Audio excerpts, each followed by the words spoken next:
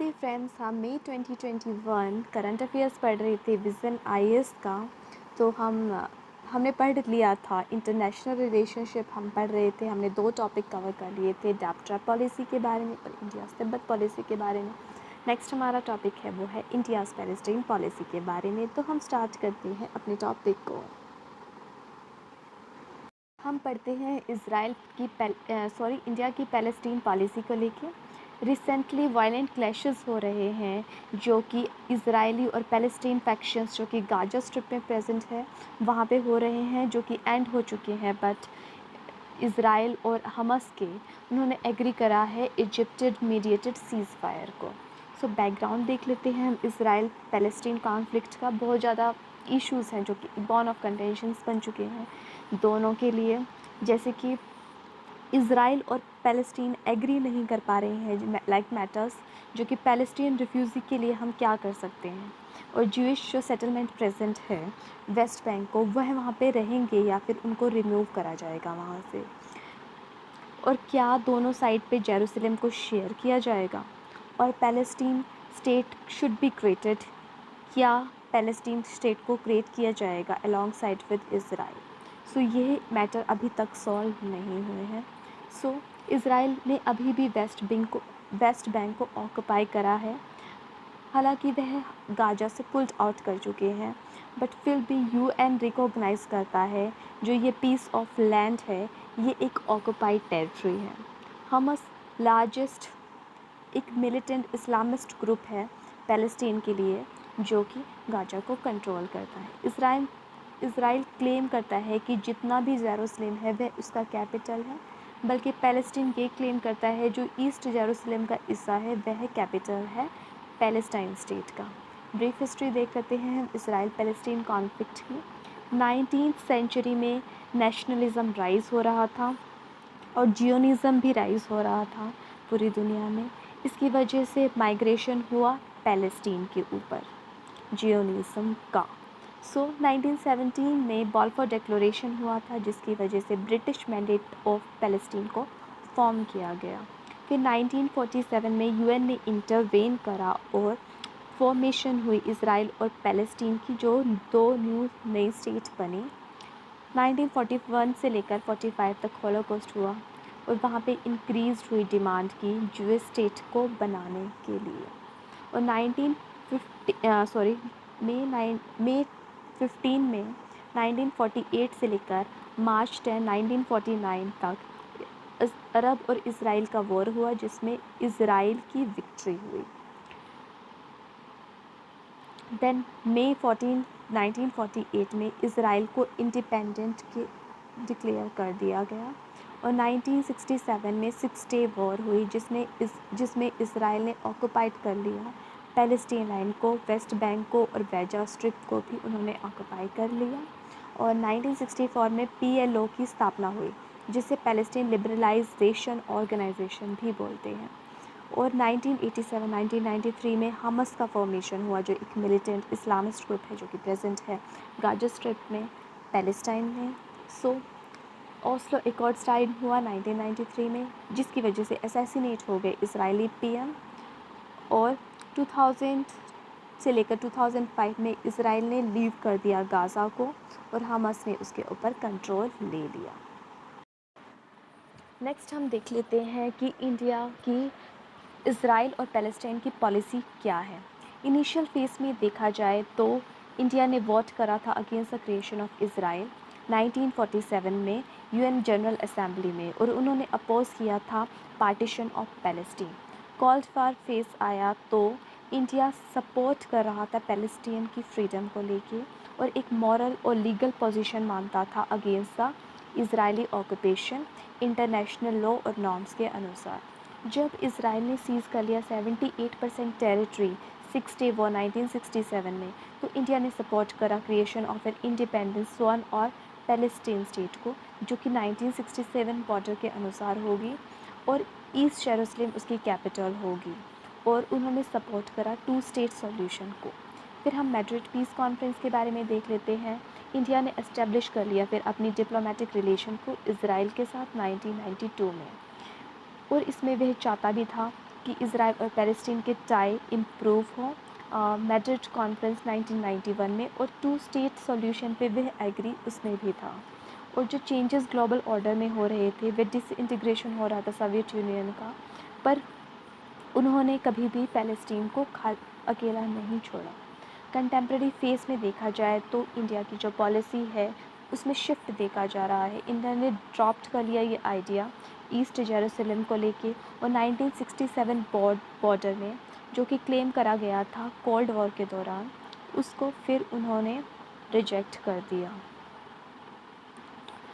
1918 में इंडिया ने अडॉप्ट की डी हाइफिनेशन पॉलिसी, जिसका मतलब ये है कि इंडिया का जो रिलेशन है इसराइल के साथ, वह अपनी मेरिट और इंडिपेंडेंट और सेपरेट रहेगा जो इंडिया रिलेशन है पैलेस्टीन के साथ। आफ्टर मैथ देखा जाए, जो रिसेंट वायलेंस हुआ है इसराइल और पैलेस्टीन के बीच में, इंडिया ने यूएन में स्ट्रॉन्ग सपोर्ट दिखाया है पैलेस्टीन कॉज को लेके, और उन्होंने अपनी कमिटमेंट को भी बना के रखा है टू स्टेट सोल्यूशन की। अब हम मैप देख लेते हैं।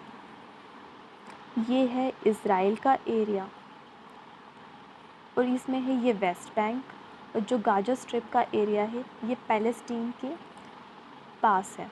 जो गाजा स्ट्रिप है उसको हमास ग्रुप के द्वारा कंट्रोल किया जाता है। ये है गोलन हाइट्स जो इसराइल और सीरिया के बीच में है। ये गोलन हाइट्स को भी इसराइल ने ऑक्युपाई कर रखा है। यहाँ पे सी ऑफ गैलिलियो भी लोकेटेड है। जो बॉर्डर बनाती है जॉर्डन के साथ, वेस्ट बैंक के और इसराइल के साथ, वह जॉर्डन रिवर के द्वारा बॉर्डर बनाया जाता है, और जॉर्डन रिवर बाद में ड्रेन हो जाती है डेड सी में। डेड सी एक ट्राइजंक्शन पॉइंट है जो कि लोकेट करता है इसराइल, जॉर्डन और वेस्ट बैंक के लोकेशन पे। सो हमने देख लिया है यहाँ पे मेडिटेरियन सी प्रेजेंट है, और इसराइल अपनी बॉर्डर शेयर करता है इजिप्ट के साथ, जॉर्डन के साथ एंड सीरिया और लेबनान के साथ। सो आपने जोग्राफिकल लोकेशन देख ली ही होगी। अब हम रिलीजियस सिग्निफिकेंस देख लेते हैं जेरूसलम का। जेरूसलम जो है ये एक साइट है जो कि सेक्रेड है जुदाइज़म के लिए भी, इस्लाम के लिए भी और क्रिश्चियनिटी के लिए, क्योंकि वहाँ अल अक्सा मॉस्क प्रेजेंट है जो कि थर्ड हॉली साइट है इस्लाम की, जो कि मक्का और मदीना के बाद थर्ड इम्पॉर्टेंट साइट मानी जाती है इस्लाम की। यहाँ पे एक वेस्टर्न वॉल भी है जो कि प्लेस है जो कि सेक्रेड है जुदाइज़म के लिए। यहाँ पे चर्च ऑफ द होली सेफियर भी है। ये चर्च बिल्ड करा गया था traditional site of Jesus crucifixion और बरियल का, और ये सेक्रेड है क्रिश्चियनिटी के लिए। हम देख लेते हैं रैशनल क्या है इंडिया पॉलिसी के। तो देख लेते हैं जो इंडिया का सपोर्ट है पैलेस्टीन को लेके, वह इन रीजंस की वजह से है। ये इंडियन वैल्यूज़ को कॉन्सनेंस करता है, बिकॉज जो इंडिया की पॉलिसी है पैलेस्टीन में, वह basic tenets of its foreign policy को सपोर्ट करता है, जैसे कि anti imperialism, anti racism, support to the liberation struggle around the world. और जो मिडल ईस्टर्न कॉपरेशन भी के लिए भी इंडिया ऐसा कर रहा है, बिकॉज जो 80% की ऑयल की नीड है इंडिया के लिए, वह सिर्फ पूरा करता है middle east region, and India rely करता है Islamic countries of middle east अपनी ऑयल डिमांड को लेके। और ऑपोजिशन है अगर पैलेस्टीन कॉज को लेके, तो फिर ये एक पाकिस्तान के लिए अटैम्प्ट बन जाएगा ताकि वह पैन इस्लामिक अलाइंस है जो उनका, जैसे कि टर्की लाइक मलेशिया और टर्की, और पाकिस्तान को मुद्दा भी मिल जाएगा कश्मीर इशू को उठाने के लिए इंटरनेशनल लेवल में। एस्पिरेशन क्या है ग्लोबल लीडरशिप की? इंडिया को ज़रूरत है कि वह अपनी 2/3 मेजॉरिटी चाहिए उनको परमानेंट सीट हासिल करने के लिए यूनाइटेड नेशन सिक्योरिटी काउंसिल में, और इंडिया इसके लिए उनको 57 मेंबर स्टेट है जो ऑर्गेनाइजेशन ऑफ इस्लामिक कोऑपरेशन, उनका सपोर्ट भी चाहिए 193 कंट्रीज़ में से। और जो सपोर्ट है ये प्रोवाइड किया जा सकता है अगर इंडिया अपनी डी हाइफिनेशन की पॉलिसी पे बना रहे, यानी कि डी हाइफिनेशन की पॉलिसी वही थी इंडिया के लिए कि वह पैलेस्टीन के कॉज को भी सपोर्ट करे और वह अपने रिलेशन इसराइल के साथ भी मेंटेन करके रखे। और जो ग्रोइंग टाइज है इसराइल के साथ इकोनॉमिक पर्सपेक्टिव से, सोशल से और स्ट्रेटजिकल पॉइंट ऑफ व्यू से, जैसे कि इसराइल इंगेज है इंडिया के साथ डायरेक्ट 8 मिसाइल को बनाने के लिए, अब हम देख लेते हैं टू स्टेट सॉल्यूशन क्या है। टू स्टेट सॉल्यूशन ये है कि इंडिपेंडेंट सवर्न पैलेस्टीन स्टेट भी बन जाए और इंडिपेंडेंट सवर्न इज़राइल स्टेट भी बन जाए और वे दोनों को एग्जिस्ट कर सकें पीस पे। फर्स्ट प्रपोज़ल था creation of Jewish and Arab state, जो कि हुआ था ब्रिटिश मैंडेट ऑफ पैलेस्टीन, जो कि मेड किया गया था पील कमीशन रिपोर्ट 1937 के अनुसार, जिन्होंने प्रपोज़ किया था कि पैलेस्टीन को पार्टीशन किया जाए 3 जोन में। एक होगा अरब स्टेट, दूसरा होगा ज्यूइश स्टेट, तीसरा होगा जो न्यूट्रल टेरिटरी है जो कि हॉली प्लेसेस को कवर करेंगी। और ये रिफ्लेक्ट किया गया था United nation partition plan for Palestine of 1947 में, पर इसको रिजेक्ट कर दिया गया अरब के द्वारा। 1991 में भी टू स्टेट सॉल्यूशन को एग्री किया गया और जब यूएस ने मेडिएट करा अपनी मैड्रिड पीस कॉन्फ्रेंस को। इंडिया ने सपोर्ट करती है टू स्टेट पॉलिसी को, जो कि एड्रेस करता है लेजिटिमेट एस्पिरेशन पैलेस्टाइन लोगों के लिए, जो उनको स्टेटहुड दिलाने के लिए एक अपॉर्चुनिटी हो सकती है, और इसराइल की सिक्योरिटी कंसर्न्स को लेके भी। प्रिवलेंट इशू क्या है जो इंडिया और इसराइल की पॉलिसी में है? इंडिया का जो ग्लोबल एम्बिशन है वह उसको अलाउ नहीं करता ताकि वह fence sitting on global issue. India का जो बैलेंसिंग एक्ट है बिटवीन इसराइल एंड पैलेस्टाइन वो इंटैक्ट रहे। इंडिया का स्टेटस है global power rises, but it would become increasing difficult अगर वह न्यूट्रल स्टांस में रहे इन इश्यूज़ को लेके। इंडिया का जो स्टांस है टेररिज्म को लेके वे कन्फ्लिक्ट पे है in support for the Palestine. जो इंडिया का ग्लोबल स्टांस है वह अगेंस्ट है। Distinguish between the good terrorism and bad terrorism does not allow to support the terrorist activities like that of Hamas in the Palestine regime. जो success है India का policy का वो depend करता है balancing act in the region. Best way हो सकता है ताकि हम स्ट्रेंथन कर सकें इस एक्ट को प्रिडिक्टेबली, प्रिंसिपली और अनबाइस्ड स्टांस ले सकें। और ये ऐसा स्टांस होना चाहिए जो कि इंडिया को फ्लेक्सिबिलिटी प्रोवाइड करे ताकि वह अपनी इस सिचुएशन के अकॉर्डिंग परफॉर्म कर सके और उसको जियोपॉलिटिकल प्रिंसिपल स्टांस बनाने के लिए। नेक्स्ट हमारा टॉपिक होगा वो इंडिया और यूके के रिलेशन से रिलेटेड है। अभी इंडिया यूके के बीच में वर्चुअल समिट हेल्ड हुआ। इस समिट के दौरान जो रोड मैप है 2030 का उसको अडॉप्ट किया गया ताकि हम एलिवेट कर सकें दोनों कंट्रीज़ के बीच में जो टाइज़ हैं और कॉम्प्रिहेंसिव स्ट्रेटेजिक पार्टनरशिप तक हम जा सकें।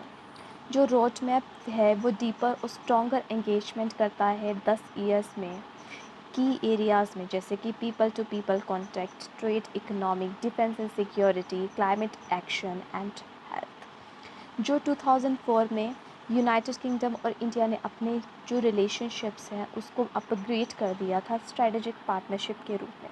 अब हम रोड मैप देख लेते हैं 2030 का। इसमें कंट्रीज़ और पीपल को कनेक्ट कर रहा था, उनके बीच में कोऑपरेशन और कोऑर्डिनेशन को स्ट्रेंथन करा था।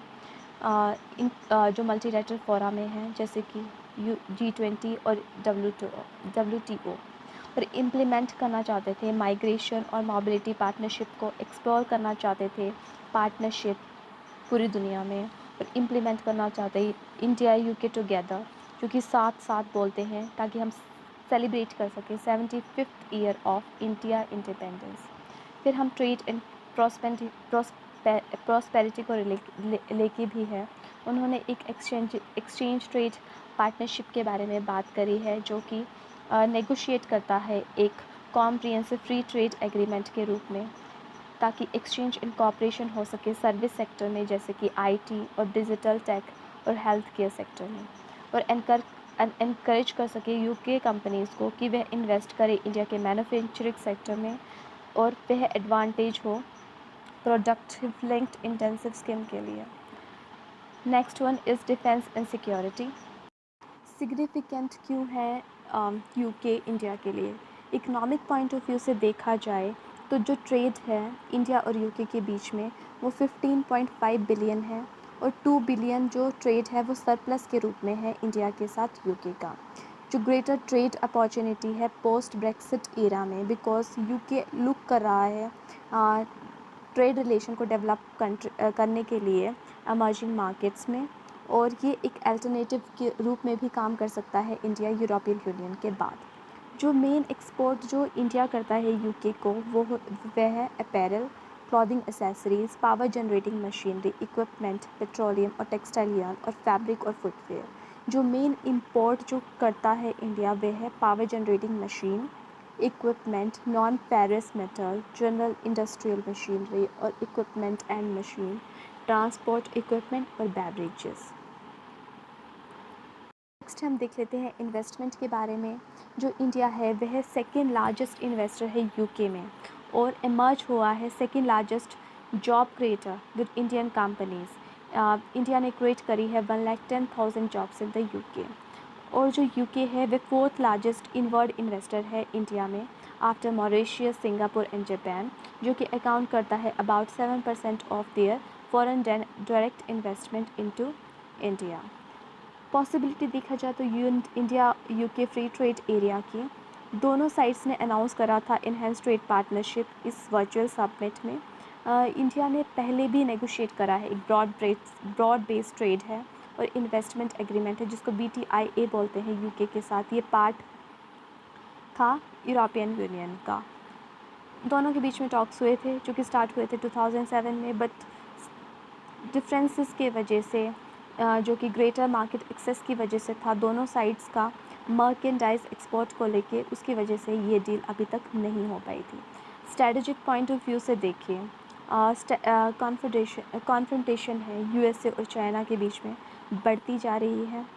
इंडिया को ज़रूरत है कि वह अपने कॉपरेशन को डीपन कर सके डेमोक्रेटिक जो मिडल पावर कंट्रीज़ है एशिया में, और जैसे कि Australia and Japan. Similarly attention देनी चाहिए जो कंट्रीज़ लाइक यूके जो कि कंट्रीब्यूट कर सकते हैं कलेक्टिव एफर्ट के लिए, वो हेल्प कर सकते हैं रेजिलिएंट ऑर्डर को बिल्ड करने के लिए इंडो पैसिफिक रीजन में। यूके भी होप करता है कि वह मीनिंगफुल रोल प्ले करें ताकि रीजनल फ्री ट्रेड एग्रीमेंट हो एशिया के साथ और इंक्रीज़ हो रॉयल नेवी की प्रेजेंस। इन एडिशन कि वह टाइज को डीपन कर सकें इन पर्शियन गल्फ और साउथ एशिया और उसके बियॉन्ड। यूके अकाउंट करता है 16% of their global defence sales, but its share of the Indian defence started has decline to around 2% this decade.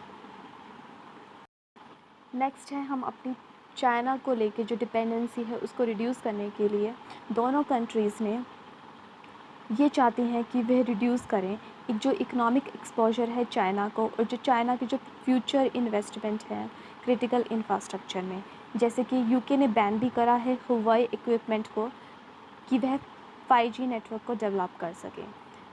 इस कंटेक्स्ट में एक सप्लाई चेन रेजिलियंस इनिशिएटिव को भी डेवलप किया गया है जो कि इंडिया, ऑस्ट्रेलिया एंड जापान के बारे में है।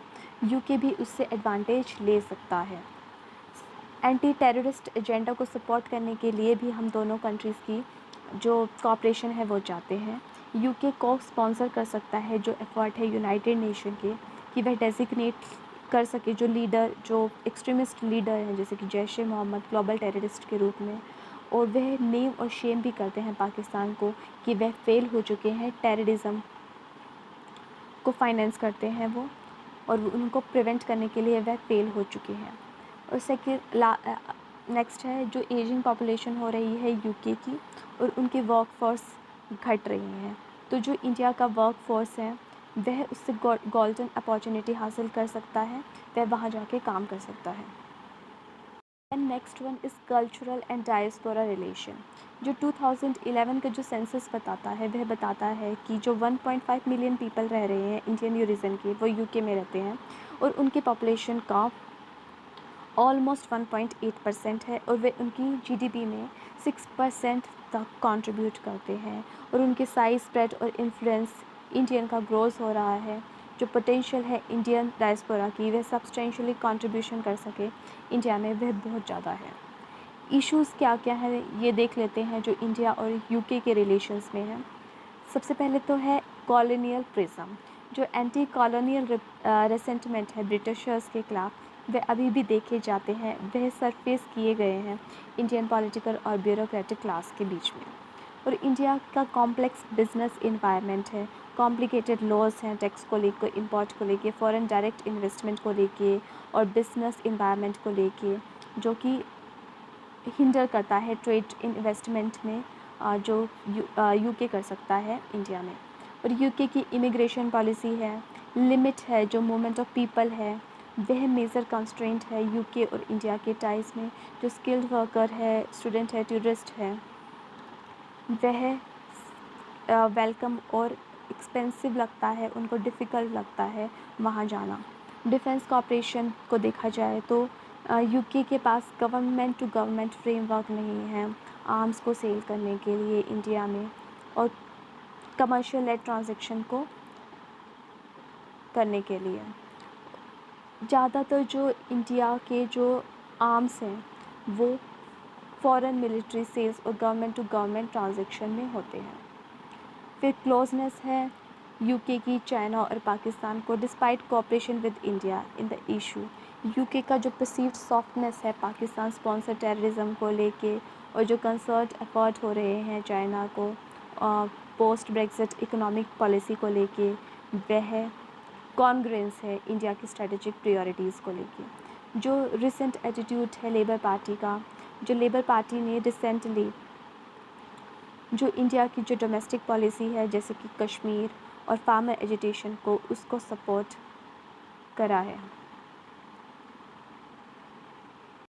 वे फॉरवर्ड क्या हो सकते हैं?